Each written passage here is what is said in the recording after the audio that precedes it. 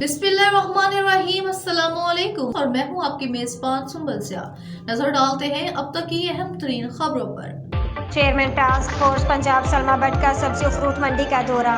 सियालकोट मंडी के डिजिटलाइजेशन करने के लिए हिकमत अमली तैयार कर ली गई है। सार्फिन के हकूक़ का तहफ़्फ़ुज़ करने के लिए Punjab enforcement regulatory authority para का क़याम अमल में ला रहे हैं। पैरा के अपने प्राइस कंट्रोल मजिस्ट्रेट्स होंगे जिनका काम सिर्फ प्राइस चेकिंग होगा। बेहंगम नहीं मुनज़्ज़म पंजाब के तहत शहर में साफ सुथरे रेडी बाजार लगाए जा रहे हैं।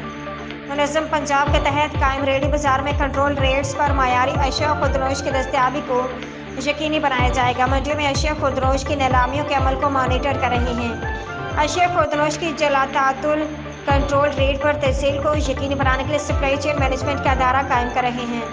प्राइस का ऐसा निज़ाम लाना चाहते हैं जिसको कोई शख्स चीट ना कर सके। सलमा भट्ट का ट्रेडर्स और सार्फिन से खिताब करते हुए कहा कि ताजर कम्युनिटी के मसाइल से वाकिफ है। ताजर फाइलर बने और अपने बिजनेस को डॉक्यूमेंट करके कारोबार को वसअत दे। हुकूमत किसी तबके को दबाना नहीं चाहती बल्कि शफाफ निज़ाम लाना चाहती है।